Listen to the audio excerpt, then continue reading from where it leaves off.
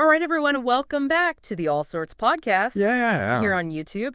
And for those of you just joining us for the first time, welcome. Welcome aboard. Yeah, welcome aboard. We do deep dives into all sorts of things. We do. From the depths of the ocean. Outer space. Outer space. Anything that really tickles our fancy. That's right. So if this is the kind of thing you're into, hit that like button, subscribe to the channel.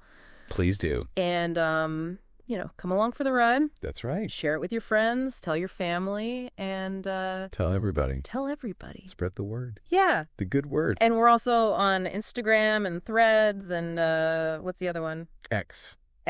Yeah. So check us out there too. If that's your thing. If that's your thing. Yeah. We're all over the place. So that's right. So today we're talking about Kirov-Class Battlecruisers. Yeah, these big old Soviet-Russian. Soviet, then Russian. Ship. Monstrous things. Yeah. Absolute monstrous. Really kind of a fascinating, unique, story with these. And absolutely.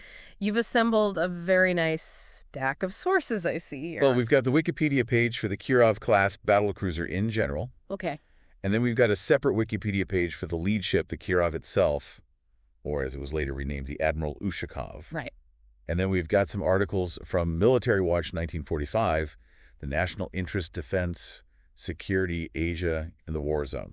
So kind of a mix of, sort of Western and kind of more Asian Pacific perspectives. Yeah, it's a good mix. Okay, cool. Should give us a good overview of this very interesting class of warships.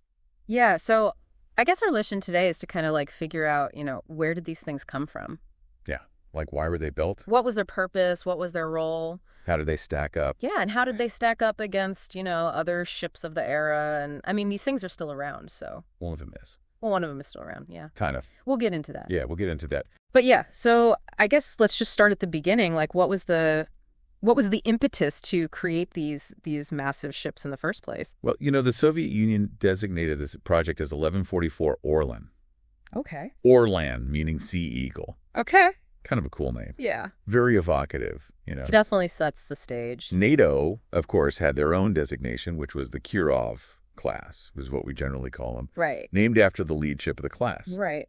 And the Soviets officially classified these as heavy, nuclear-powered guided missile cruisers. Wow. That's a mouthful. But, Western commentators often call them battle cruisers because of their size and their role. Yeah. Well, they're huge, right? They're absolutely massive. They're the largest and heaviest surface combatant warships in operation today. Wow. Globally. Other than aircraft carriers, obviously. Yeah, other than carriers and amphibious assault ships, because those are kind of their own category. Right. Those are in a whole different league.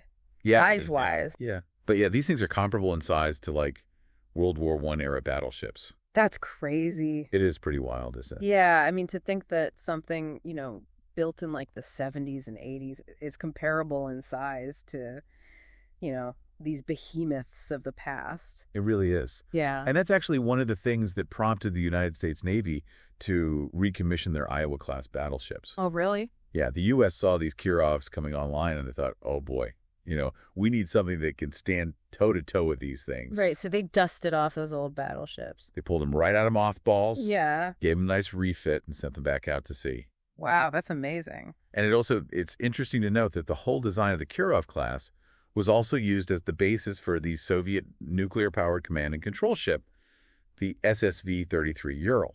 Huh. Okay, so they sort of repurposed that design. They did. It was clearly a very capable and robust design. Yeah, so I guess, what were the Soviets thinking when they were designing these things? What was their... Wait, what was their intended role? Yeah, what was their intended role? What were they supposed to be doing out there? Well, initially they were actually conceived as primarily a counter to the U.S. Navy's submarine force. Okay.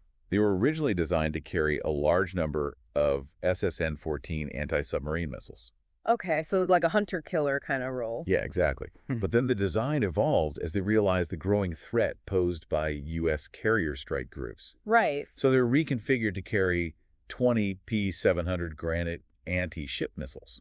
Wow, 20. 20 of these massive missiles designed to take out capital ships like aircraft carriers. So like a carrier killer. Yeah, basically. Wow. So they shifted from primarily an anti-submarine role to a more offensive anti-surface role. So really intended to go toe-to-toe with these American carrier groups. That's right. Wow. And the idea was that they would operate alongside a new generation of Soviet nuclear-powered aircraft carriers Okay. that never actually materialized. Oh, interesting. Yeah, the Soviets had plans for their own nuclear-powered carriers, but they never got very far with that. Yeah. Those are notoriously expensive and complicated to build. They are. Yeah. But that was the vision, Yeah. to have these powerful task forces centered around carriers and these Kirov-Class Battlecruisers that could project Soviet naval power across the globe. Wow. So a very ambitious vision. Very ambitious. Yeah. And it kind of makes sense when you think about it. Like the Soviets, they always had a strong submarine force, Right. but they never really had the kind of, surface fleet that the U.S. Navy had. You didn't. So I guess they were trying to, kind of catch up in a way. In a way, yeah. They were trying to create a force that could challenge the U.S. Navy on a more equal footing. Yeah. And so what were the main, design principles behind these ships? Like, what were they? So the key principles were speed, range, and firepower. Classic. Yeah, classic battlecruiser stuff, right? Yeah. They needed to be fast to get up with the carriers, and they needed to have a long range to operate far from home. Right. And, of course, they needed a lot of firepower to take on enemy ships and defend themselves. Yeah. Makes sense. And they were pretty big, right? Yeah. How big were they exactly? They had a standard displacement of about 24,300 tons, Okay. which increased to about 28,000 tons fully loaded. Wow. That's huge. It is big, yeah. Yeah. I mean, for comparison, like an Arleigh Burke-class destroyer, which is... A modern U.S. Navy workhorse. Yeah. A pretty capable ship in its own right. Right. Those are only 9,000 tons? Yeah, something like that. So these things are 3 times the size. More than 3 times the size, Okay. yeah. Wow. And you need all that space to accommodate the nuclear reactors, Right. all the weapons, All the missiles. the crew, Yeah. everything you need for a long-range deployment. Yeah. And speaking of those nuclear reactors, how did that all work? What was the propulsion system like? Well, they used a combined nuclear and steam propulsion system called CONAS. CONAS. CONAS, yeah. That's it. Pretty neat setup, actually. Yeah. They had 2 KN-3 nuclear reactors, Okay. which provided steam to 2 GT3A 688 steam turbines. And those turbines generated a total of 140,000 shaft horsepower. That's a lot of horsepower. That's a lot of power. Yeah. Wow. Enough to propel these huge ships to speeds of over 30 knots. Really? Yeah, they were pretty quick for their size. Wow. And so the nuclear reactors gave them essentially unlimited range. At a cruising speed of about 20 knots. Yeah. Okay. So they could pretty much go anywhere in the world. They could. Wow. That's pretty impressive. It is. So let's talk about the actual ships themselves. There were 4 of them built, right? Right. There were 4 Kirov-Class Battlecruisers built. Okay. And so the first one was the Kirov. Yeah. Laid down in 1974, commissioned in 1980. Okay. And as we mentioned earlier, she was later renamed Admiral Ushakov. Right. In 1992. Yeah, after the collapse of the Soviet Union. Right. Unfortunately, she suffered a reactor accident in 1990. Oh. Yeah. Never a good thing with a nuclear reactor. Not good at all. And it was pretty serious. So she was placed in reserve. Right. And then eventually in 2021, it was decided to scrap her. Okay. So she's gone. She's gone. Yeah. Wow. A bit of a sad end for the leadership of the class. Yeah, but I guess these things are incredibly expensive to maintain. They are. Especially if you've got reactor problems. Especially then, yeah. Right. And so the second ship was the Franz. Friends. Yeah, commissioned in 1984. Okay. She was assigned to the Pacific Fleet, Okay.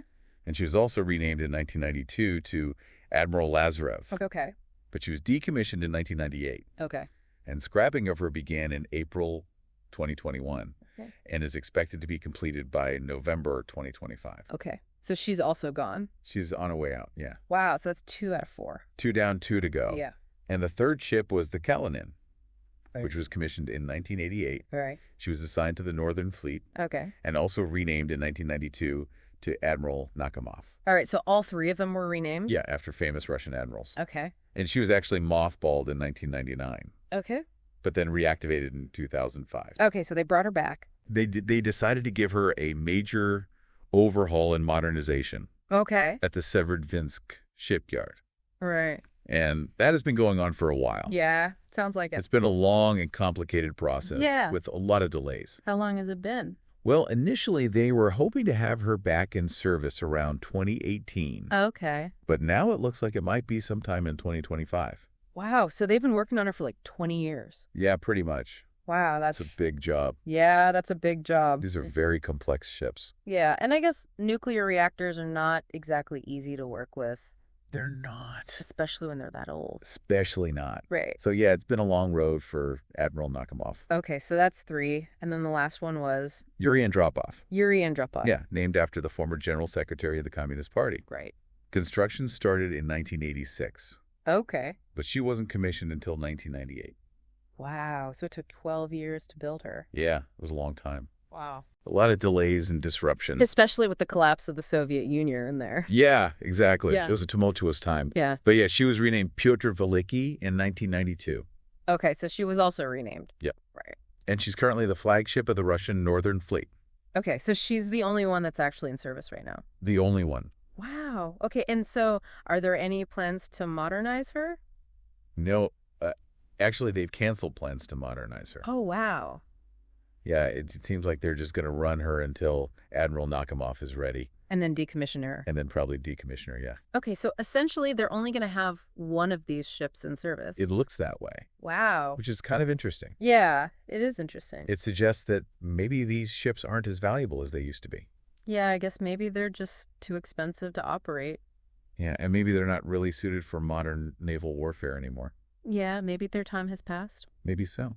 All right, well, let's talk about their weapons systems then. Like, what did they have originally, and what are they getting with this modernization? Okay, so originally their main armament was the 20 P-700 Granite anti-ship missiles that we talked about earlier. Right, those big carrier killers. Yeah, those big ones. Wow. And then for air defense, they had the S-300F Fort, Okay. which is a long-range surface-to-air missile system. Okay. And they also had Osama, which is a shorter-range system. Okay. And then the later ships got the 3K-95 Kinsall, which is a close-in weapon system. So they had kind of a layered air defense. They did. Okay. And Pyotr Veliki actually has the S-300FM Fort M, which is even more advanced. Oh, yeah. And it can actually do a bit of ballistic missile defense. Wow, really? Yeah, so it's a pretty capable system. So they were pretty well defended against air attacks. They were. Wow. And then, of course, they had guns. Yeah, what kind of guns? Well, Ushakov had 2 AK-100 100-millimeter single-barrel guns. Okay. But the other 3 ships had a more powerful AK-130 130-millimeter twin-barrel gun.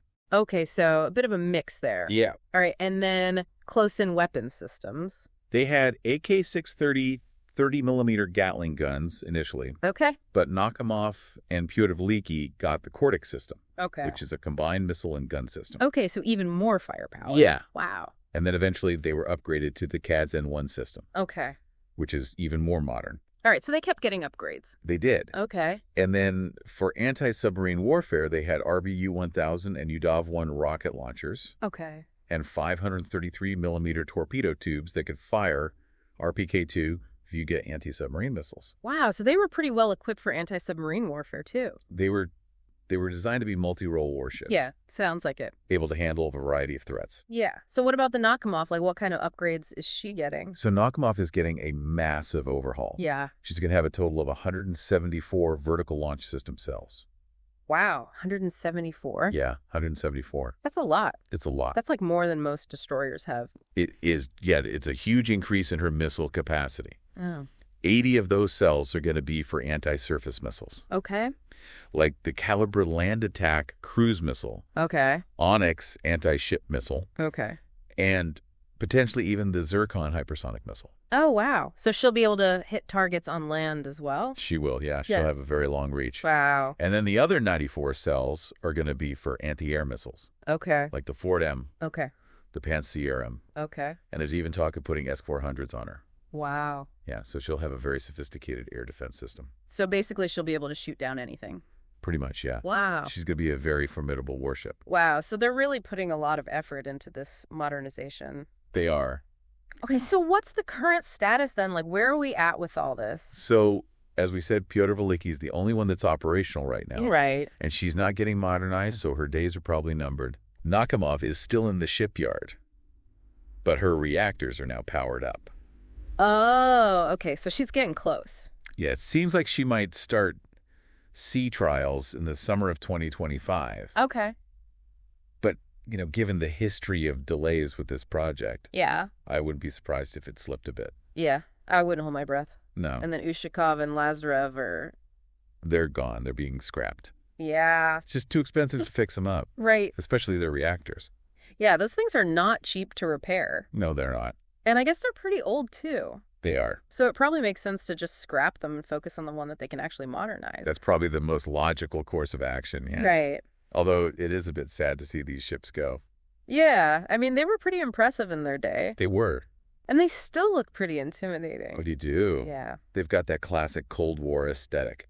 Yeah, they definitely make a statement. They do. Yeah. But I guess in the end, it all comes down to, cost and effectiveness. It does. Like, are these ships really the best way to spend money? Right. Especially in the modern world? Exactly. With all the new technologies and threats that are out there? Like hypersonic missiles and drones and cyber warfare. Right. It's a very different environment than what these ships were designed for. Yeah, it makes you wonder if they're really worth the effort. Yeah, some people think that Russia would be better off investing in smaller, more modern ships. Right, like frigates and corvettes. Yeah, and submarines. Yeah. Those are probably more relevant to the kind of conflicts that Russia's likely to face in the future. Yeah, and they're probably a lot cheaper to operate. They are, yeah. So it's a tough decision, I guess. It is. Like, on the one hand, you have these big, powerful ships that are a symbol of national prestige. Right. But on the other hand, you have to be realistic about their capabilities and their costs. Exactly. So it's a balancing act. It is. Yeah. Well, it'll be interesting to see what happens with Nakhimov.